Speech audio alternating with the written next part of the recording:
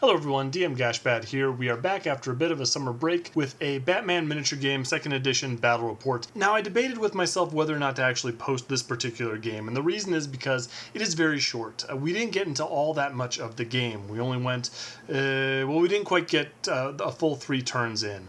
And the reason for that, there's a couple of reasons. It was a weekday, we met after work, it was at a game shop. We had a hard time getting going in the beginning, and then before we knew it, the shop was closing, and of course the fact that we hadn't played Batman in a while didn't help, so we're a bit rusty and took us a little bit longer than it normally would. So I was wondering if maybe I shouldn't even post this battle report at all, but in the end I decided to, first off because I think some interesting things happened in the game. Some scenarios that I think people might find interesting or might help them in their gameplay. I wish I could say that the smart things came from me, but we'll get to those when we get to those. Also, I kind of have a completeness thing with these Batman miniature games. If you've been watching my channel, you've seen or at least heard me talk about every single Batman miniature game that I have played. So if I leave this one out, it kind of breaks my perfect record. So we're going to look at it today. So here's the board all set up for the asphalt jungle scenario. We've gone back to my old helipad terrain piece, as well as, of course, the ever-present shipping containers and a couple of the old buildings from the Suicide Squad starter set. Asphalt jungle is the scenario where you have like an 8-inch by 12-inch square or rectangle in the middle of the table, and 2 of the objectives from both sides go in there. So there are going to be 4 objectives in the center, and then you put 1 in your opponent's deployment zone. This is after all the crews and the objectives and the urban furniture have all been deployed. Those are my guys. That's organized crime down there at the bottom, led by Two-Face, and up at the top we have the militia, led by Arkham Knight. Here's a close-up of my deployment. I took the fast advanced strategy, so I've got 8 inches as opposed to the usual 4. All the way on the left, just kind of tucked behind the corner of the Queen Industries shipping container, we have Little Spark. I really want to make Little Spark work. He's about the same cost as the old high-security henchman, and he is the exact same cost as the new high-security henchman, and on paper he seems really good. He's unpredictable, he has that handy mechanical stun baton of his. I really want to try with this guy. He hasn't quite performed me yet, but I want to see this guy do really well in a game. So I'm continuing to bring him, and in fact in this game I loaded him up with a bunch of equipment. I've given him Kevlar vest, so he gets to ignore pointed damage every time he gets injured. I've given him a grapple gun, even though he's really fast as is, because he can use specials as movement, he can use specials as anything. And I've also given him morphine because I had an unusual amount of funding left over. I just had to spend on something. The organized crew list actually has a bit of trouble spending that last bit of cash that you have. They don't have a lot of great options for kind of low values of money. So anyway, the morphine gives him the sturdy rule, which means that he loses the counter every 3 damage he takes as opposed to 2. Why I put it on him as opposed to high security henchmen, yeah, I got no idea. And in the center we have a big ball of organized crime guys. Up there in the front we have Professor Pig and his Dollatrons. I want to try these guys out. It's going to make my crew really big, which is fine. Just, because this wasn't a tournament, I wasn't too concerned about time. Turns out I should have been, because, the shop does want to close their doors at some point. But anyway, I thought that he'd be good for keeping all these low-level mooks alive and just kind of making a giant ball in the center of the table that would be really dangerous for my opponent to move into. That's kind of the idea behind this crew. Last time I took an organized crime crew, I was kind of disappointed with the guns. The guns didn't perform for me. So I thought, you know what, let's just have bodies on the table. Let's have a bunch of axes and close combat guys. Let's see if that does a little bit better. So Professor Pig hopefully will help out with that. On the left side of that little ball, we have Modem. This is, of course, using the Eternal format, so I get to use my old metal models. So that's Modem with his axe. He's a really fast guy, too, and I gave him a grapple gun as well. I'm trying to make my fast guys fast, and my slow guys are going to remain slow. I don't know if that's a great idea or not, but that's what I did. In the dead center of that big ball is High Security Henchman. Didn't give him any additional equipment. That may have been a mistake. And at the back of the horde we have Two-Face, the old metal guy, the cool suit and Tommy gun. And over to the right we have Rodder, and Rodder is the guy with the shotgun. The shotguns I don't normally prefer because they have a single shot, and I like to miss a lot. But he's got Let's Go, which is nice, and I also gave him Dirty Fighter, which means he gets a +1 to hit if he's in base-to-base contact. So I do like the idea of moving him into base contact with someone, at least getting a +1 to hit with that shotgun. It hasn't worked for me yet. Let's see if it does a little bit better this game. And all the way on the right, around that corner, standing suspiciously by that sewer, we have Twoot. Twoot is an old metal two-face goon with just a knife. He's super cheap at like 12 rep. And over to my opponent's deployment zone. So they are mostly stacked in the center. Over on the left, we have Pavilion Subject A. I think that's the guy. He's one of the old Victor Zaz and Lunatics guys. I think he's pretty fast. I think he has a strength of 4. I'm not sure about the equipment that my opponent took. This game was a long time ago, and I don't really pay much attention to that kind of thing just in general. But anyway, that's an old crazy person who's unarmed but is speedy and cheap. And up front, taking advantage of the patrol strategy, we have the Merciless. It wasn't enough that King Shark ate like all of Two-Face's goons last game. Now we've got the Dark Knight's Metal coming to get me, and we've got the evil Ares infused Bruce Wayne coming to chop up my guys. A little bit further right, we have Militia number 1 with his carbine. Then we have the Militia Brute with his twin stun batons. Moving over, we have Militia 2 with his shield. And then we have the Militia Lieutenant with his baton. Now, not pictured, but a little bit further over right and perched up on a rooftop, undercovered a bit forward, is the Arkham Knight. That is going to be the sniper version. So this guy is pretty dangerous. I have fought this guy before. Why would I put all my guys in the middle of the street bunched together like that when I've got a sniper up on a building just kind of looking down that way?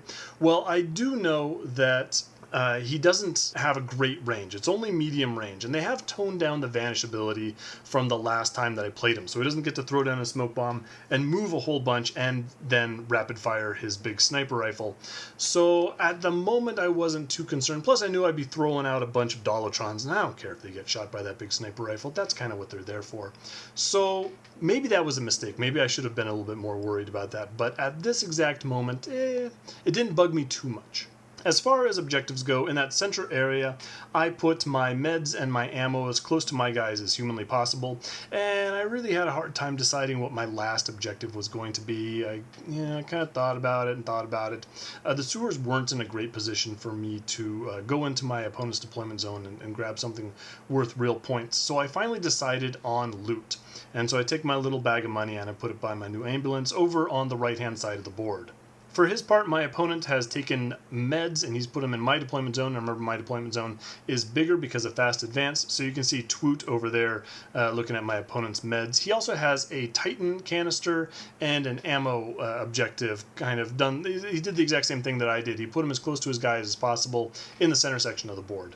So now it's time for round 1. So we go into the Bag of Destiny, and I believe my opponent draws his counter and makes me go first. So there's going to be a big rush. We both want to claim 2 objectives in this round so that we get bonus victory points. My guys are all balled up in the center, and I need to leave some of my guys for the very end, especially the fast ones with the grapple guns. So I go ahead and I activate the Dolatron, and he's just going to stumble forward and claim those meds. He needs to do that. He's perfectly expendable. I'm absolutely happy for him to go out in front. Also, I need to move these guys out of my way. A bunch of those Dolatrons and stuff are blocking the advance of my other Two-Face goons. I have actually taken a fairly hoardy Batman crew. So my opponent has 3 passes that he gets to use, and he's going to use one of those right away. So I go and activate another Dolatron. It worked so well the first time, I'm going to do it again. So the second Dolatron moves up and claims my ammo. And more of the same. My opponent passes yet again. I take my last Dolatron, and I go and I claim my meds with him. So I got 2 Dolatrons on that meds. If someone decides they want to kill off one of those Dolatrons, that's okay, I have a spare. So finally, after 3 activations on my part, my opponent finally has to activate a model, and he chooses the Militia Lieutenant. So the Militia Lieutenant uses Follow Me, gives out a couple of movement counters to his guys, and he goes up behind that cop car over on the right center of the board. I'm going to activate my poor, slow, high-security henchman. I want to keep him back a little bit. I don't need him getting shot by the Arkham Knight Sniper, so he's just going to hang out there kind of in the middle, but I do need him out of the way, so he needs to move forward. My opponent activates Militia 2 with the shield. Now, I'm a little bit surprised by this. I didn't think that he would actually be able to make it to his ammo, but apparently he did, and so he's now claiming that ammo, and I have to figure out how I am going to keep him from claiming another objective so that I can get those bonus victory points. It's my turn to activate, and Two-Face is actually fairly happy not being right up front. So he's going to activate, he's going to use his Inspire, hand out a couple of movement counters, and he's going to go get himself behind the hood of that cop car, just right in front of, kind of still in my deployment zone. But he's got a good medium range gun himself, and he is not eager to go into that sort of square of death in the middle of the table. It's my opponent's turn, and Militia 1 activates, so he moves up to the hood of his cop car, and he takes a shot on the move with his carbine. So 3 shots come out at the lead Dollatron there, my primary bullet catcher, and he takes 2 shots. 1 doesn't wound, so he's going to take a blood and a stun, so I'm feeling reasonably good about that. I'm going to have to move my guys out here eventually. Rodder goes and he uses a follow me to hand another movement counter to Modem, but he's going to go and hide himself behind that building. He's going to control that ammo objective along with that other Dollatron. He's not ready to rush out and fire that shotgun yet. He likes where he's at. He can hold off for a second. My opponent uses his last pass for the round, so I've got to activate someone I'd rather not. Professor Pig goes ahead. He's going to stay within 2 inches of his Dollatron because those Dollatrons have bodyguard rules. And he's going to also we're just going to surround these objectives with a pile of guys, see what my opponent can do about that.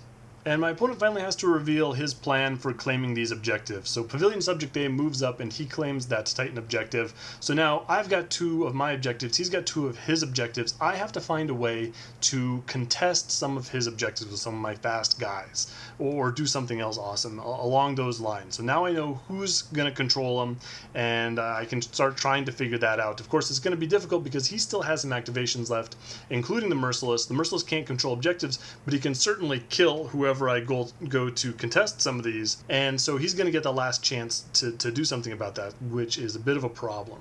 And I think I mess up. I think I have the potential of doing something fairly good here, or at least preventing a bunch of victory points, but I think I've got it in mind what I'm going to do. I think I'm going to use Little Spark to contest an objective at the very end, hopefully get Merciless to activate first or something. So I decide that Modem isn't actually needed right now. This is a bad idea on my part. I don't think I should have activated him. I should have activated Twoot or someone like that. Anyway, Modem goes up, so I'm not going to use his grapple gun this round. I'm just going to hide behind the corner of that building, ready to pounce in a later turn. He could have gone and contested that ammo, but I just didn't like the pile of guys around there. Same with the Titan objective. So, yeah, I don't think I think this through as carefully as I should have. But now my opponent goes and does something fairly unexpected. He's going to activate the Arkham Knight. Arkham Knight doesn't have any great shots right now, so he's going to use his grapple gun and he's going to go straight up on the corner of the building right over all my guys. So I didn't really predict him to do that. He's going to take out a pistol or something, and he's going to take some shots at high security henchmen. He rolls really badly, and he only manages to get 1 stun on high security henchmen, so he gets away okay. But now I've got this guy standing right there, which is an interesting situation. So I decide I'm going to go try and get the Arkham Knight Sniper. First of all, I just don't really like that guy. Second of all, I don't love the position that he's in right now. He's got that EMP grenade, he's got that sniper rifle. I don't need him just unloading all that stuff on me in the next couple of turns, especially unchallenged. So originally I was going to take Twoot and I was going to move him through the sewers and I was going to go get that loot, but I wasn't really thinking, because the sewer that he would have come out of, he's like surrounded by guys. I've got the Militia Lieutenant and that Militia 2 guy standing right there, and either of them can beat up Twoot fairly easily. I didn't like the gauntlet that he'd have to run to actually go do that job. So instead I'm going to move him behind the Arkham Knight. Now, he's probably not going to cause a lot of damage to Arkham Knight, but if I can even get that guy in base contact, that's going to do a lot, because it's going to make it more difficult for him to fire that rapid-fire sniper rifle of his. And then my opponent goes and activates the Militia Brute, so he comes thundering along with his bonus movement counters. He doesn't quite come into contact with my Dollatron, but he makes it pretty close. He's got reach on those stun batons, so he throws a couple of attacks. It doesn't really do that much. The Dollatron takes 2 stun. That's fine. The Dollatron is hurt, but, whatever.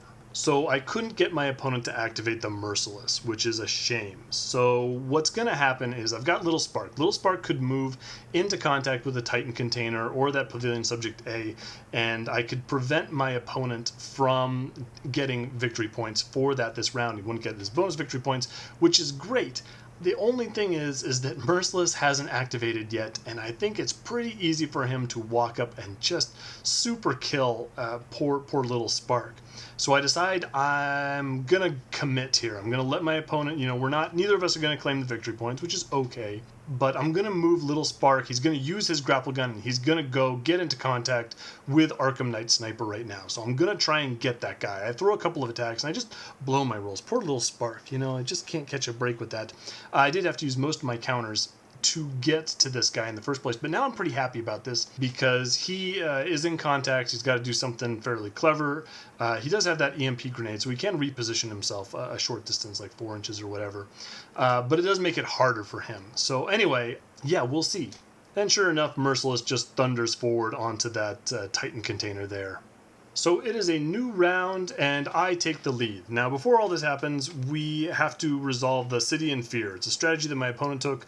He gets to choose one of my henchmen to make a willpower test. So, first round, either we forgot about it, or whoever he chose actually passed their willpower test, which is kind of fantastic. Anyway, it doesn't matter that much for this first round, but for the second round it does, because he targets Little Spark. And so Little Spark goes, he tries to make the test, he fails, so he can't dodge, he can't crouch, and he's -1 to hit and block rolls.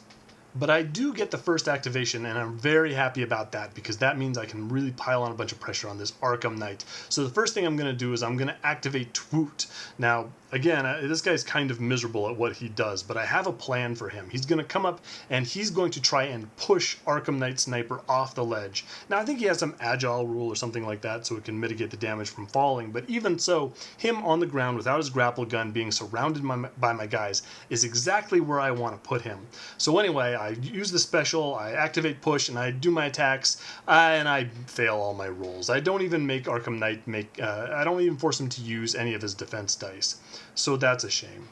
But I have set it up so that I can use a Let's Go on Little Spark. So I immediately try and do that. I pass the roll, which is fantastic, and I throw just a pile of attacks onto the Arkham Knight Sniper. Now I'm going to be hitting on 5s now. He does have some defense dice, but I am handy, so I get to reroll any misses, and I am mechanical, so that's 3 up to damage, causing 2 stun each. It doesn't matter. I totally blow my rolls again. I'm still not sure I've forced this guy to use any defense dice, but this was kind of a miserable bit of dice rolling, and it's really kind of a prelude of things to come. So with some of my guys taken care of, my opponent is going to activate his militia lieutenant, and he's going to throw a frag grenade into the middle of my dudes there in the center. So he is going to cause a blood and 2 stun to the Dollatron over by the ammo container.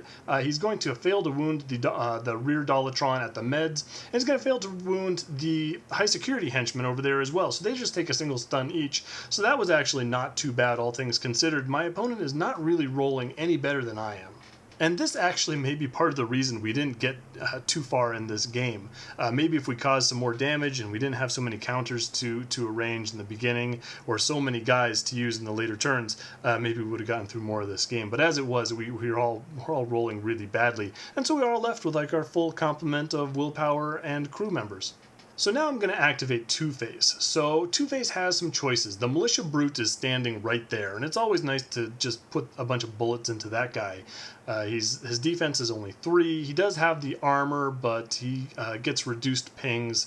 On the other hand, there's the Arkham Knight Sniper, and he's worth a lot of victory points because he is the leader, and I don't like that guy very much. So I kind of go back and forth as to which of these guys I'd rather shoot at, and I decide I'm going to go for a bit of luck. Maybe I'm feeling a little under pressure or whatever, but I'm going to shoot at the Arkham Knight Sniper. So, I actually do really well. So, Harvey Dent is a master marksman, so he gets to reroll his misses. And then my opponent just doesn't do real well. I think he's got some movement dice for dodges, and he fails them, and he doesn't get his pings. I end up putting 2 blood and 3 stun on the Arkham Knight Sniper, and I believe he's only 7 endurance. So now he's really, really hurt, and kind of in a bit of trouble.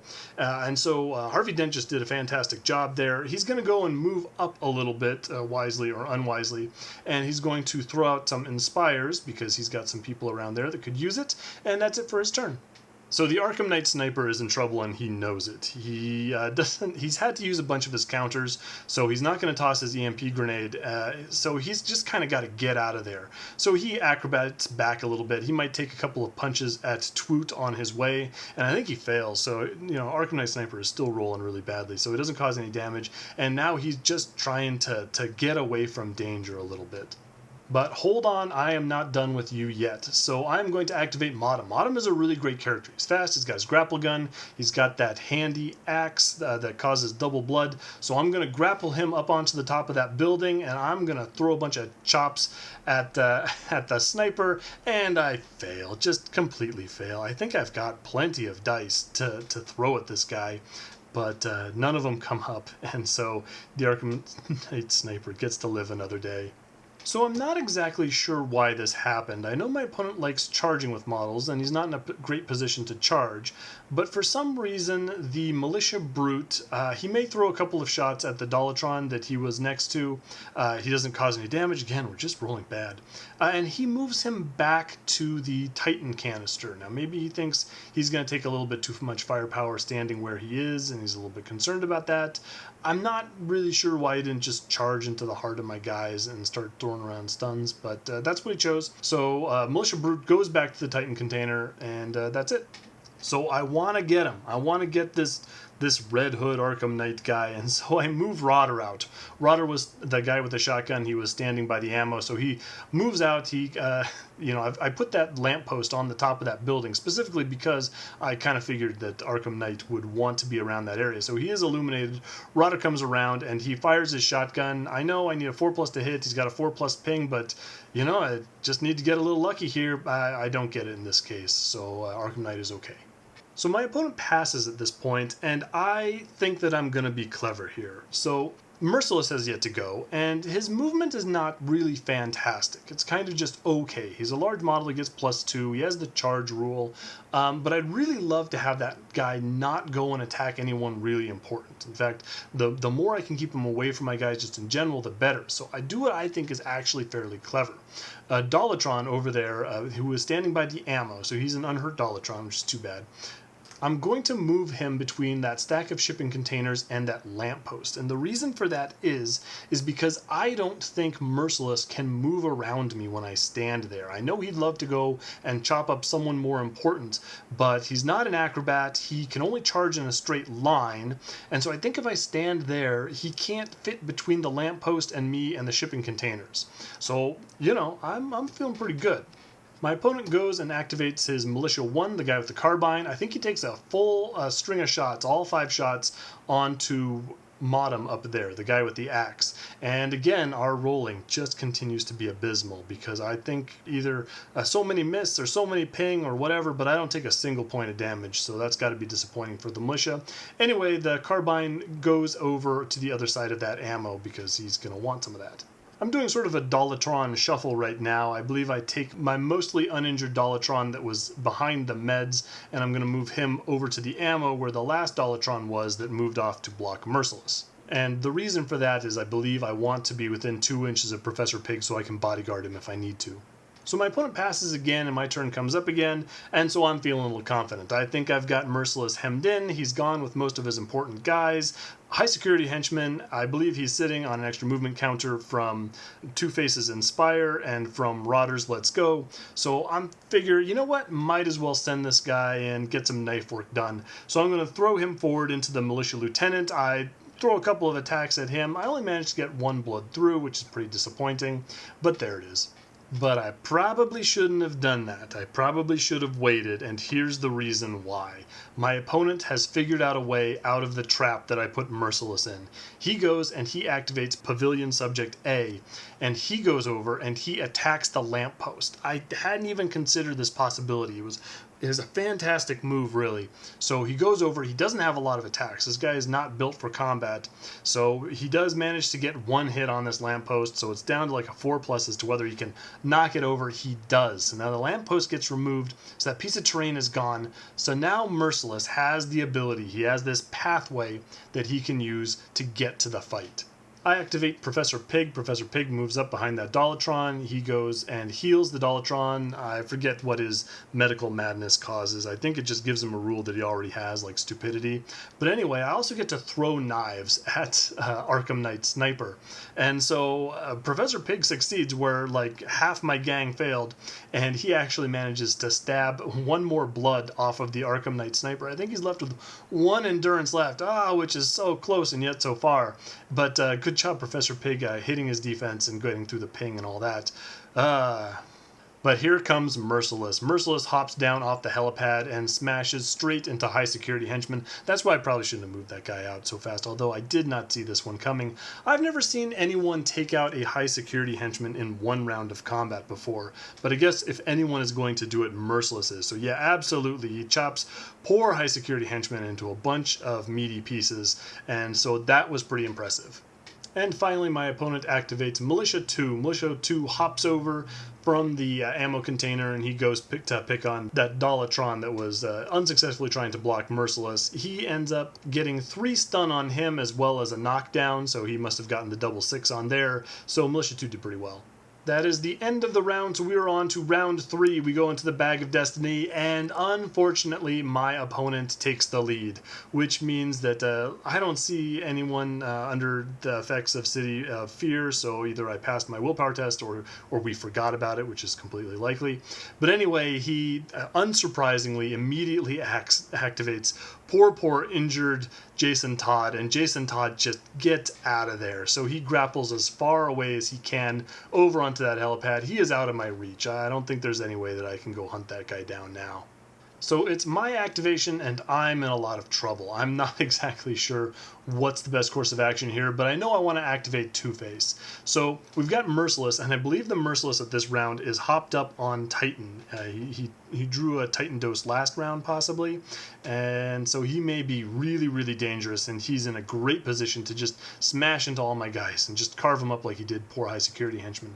So what I really want to do at this point is just try and get some counters off of him. Now he does have that armor and all that stuff, and he is on the Titan, so it is going to be more difficult, but Two-Face pulls through for me, so he gets a lot of his hits in. He does manage to wound through the armor, and so I put 1 blood, 1 stun on him, plus a knockdown. So I believe we're playing this rule right. It's a little unclear as the rules in the rule book. It says that a large model can only be knocked down in close combat by another large model, or something along those lines. So the question I have is to whether it can still be he can still be knocked down by missile weapons, or if it means it can only be knocked down in close combat by another large model, meaning he can't be knocked down by missile weapons. And I've seen other people do it the way that we are, which is meaning that in close combat he can only be knocked down by large models, but ranged weapons can knock him down. So anyway, that's the way we did it.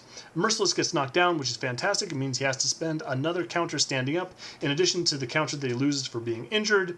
So great job, Harvey Dent. He's still not feeling real confident. He doesn't inspire, and then goes and hides around the corner of that building, because I know that Merciless is going to want to charge. And charge he does, so he goes and just storms through a bunch of my guys. Because of that big base of his, he manages to touch both those Dollatrons, Professor Pig and poor Rodder down there at the back. Anyway, one of my Dollatrons goes and takes the hit for Professor Pig, so that Dollatron takes a knockdown and 4 stun. The other Dollatron over there by the ammo, he's actually going to get KO'd by all that, so he takes 2 stun, so he's on the ground. Professor Pig is fine, of course, but poor Rodder gets the full brunt of this monster's attacks, and Merciless just knocks his head off in one go. At this point, I kind of want to get out of danger, so I am going to activate Professor Pig. Professor Pig is going to heal up the Dollatron in front of him, so now he's conscious again. He's also going to throw a throwing knife at the Militia Lieutenant, so he gives the Militia Lieutenant another blood. Professor Pig's doing pretty well with those throwing knives. Anyway, he just wants to stay alive for a little bit, so he's going to duck around that ammo crate and crouch. Unfortunately, that doesn't help him escape the militia entirely. Militia Brute is going to activate and fly in from way downtown, so I wouldn't be surprised if Militia Brute is on Titan, like he drew a dose last round. And so he comes storming up, and he doesn't roll really well. He only puts 2 stun on Professor Pig. That guy's fairly tough, so I'm pretty impressed with him. But with that, it is the end of the game. The shop is closing up. We weren't able to get through all of turn 3. As far as the victory points go, though, it was actually a tie, which is not bad. Unfortunately, it was looking real bad for my guys. Even though we're kind of holding steady there, we're keeping people up with the Professor Pig, and I still got a bunch of my guys left to activate up on the roof, which is not great. You know, they're not really in a fantastic position to do anything exceptionally meaningful this round. I think it's pretty obvious where this game is heading because I don't really have a good answer for the Militia Brute and the Merciless right in the heart of my guys. Knocking down all my guys that are supposed to be guarding my objectives. His objectives are extremely well defended, and really I don't think that Two-Face can avoid those guys for long. I think they're going to hunt down my free agent, which is going to get rid of all my Dollatrons, and I think they're going to get rid of Two-Face, which is almost certainly going to lose me the game.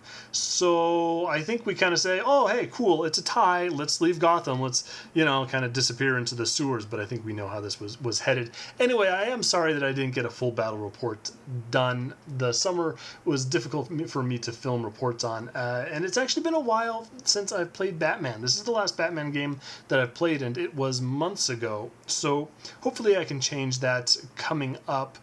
Leave a comment below if you have any questions, concerns, that kind of thing, and hopefully I will see you on the next one before too long.